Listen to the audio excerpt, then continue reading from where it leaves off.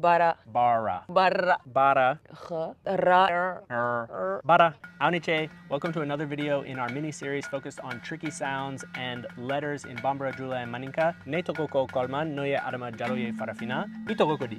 Ntogoko Marie-Ange. So today, Marie-Ange and I want to talk about one more tricky sound, and that one is going to be the letter R. So, Marie-Ange, when you see an R in Bambara, Dioula, or Malinke, how do you normally think of it compared to English or French?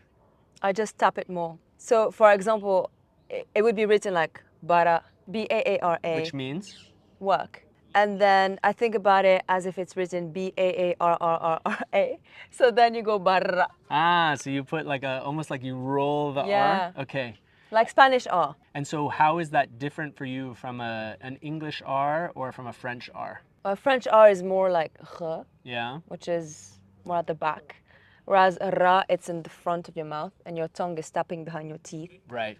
And then English R, well, we don't say R with a British accent. We don't Okay, say R. okay, the Brits can't help us Sorry, here. and American is just like Okay, so what I normally say to people with these R sounds is that when you read them, for instance, she gave us a great example, the word bara, right, meaning work. If we take that sound, you do not want it to sound like your American R. I don't know how to describe it to British people. Yeah, you don't want it to sound like bara, right? It's not bara, it's bara.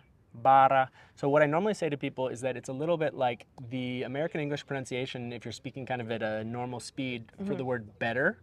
Like, oh, it's better to go now, right? We don't say better, right? We say better, and the tongue just taps at the roof of your mouth. And so I normally say to people, it's like that. You want to have that same tapping effect, but you want it to be more like a D, right? So imagine if you're saying a D really fast, like bara, like bada, but instead of saying bada, you say bara, bara.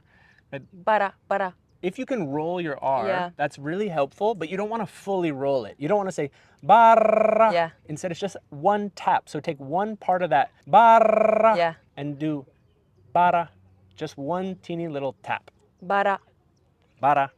Aywa. So, Marie-Ange, do you have any other kind of tips? If you exaggerate it like rrrrr, and then you tone it down, it might be easier to get it. Okay, so start by saying barra. Yeah, if you can. And then cut it off, so Bara. bara. Okay. Just so you have the feel of the tongue tapping behind your teeth. All right, can you think of one other word that has an R in it that might be helpful for people? Karamo. Ah, karamoko. Okay, so when we say karamoko o korokodi, what does that mean? Teacher. Yeah, a teacher, right? So you don't want to say karamogo. You don't want to say kakamogo. You want to say?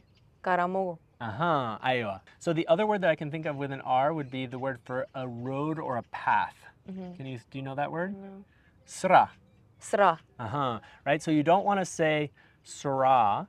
You also don't want to say sera, right? So for the French speakers out there, be careful. You don't want to have a Parisian sounding R. And in fact, that sound, if you say sera, it normally sounds more like the G sound. In another video in this series, we talked a little bit about a G when you put it between two vowels. So for instance, what's the word for a person?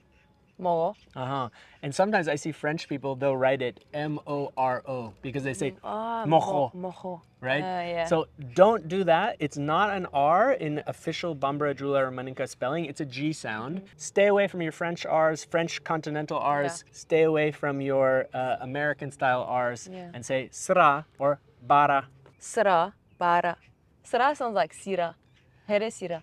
So that's another example of there. And that word, when you say here sira, you pronounce it the same way, right? You don't want to say here sira. You don't want to say here sira, right? You want to say here sira. Here Sira. And you should also know that it's technically not the same word. It's written the same way as sra, as in like a road or a path, but it actually is a conjugated form of the verb kasi, which means to pass the night. Okay. So when it's conjugated and you say here sira, it means peace, pass the night, meaning did you sleep well, did you pass the night in peace.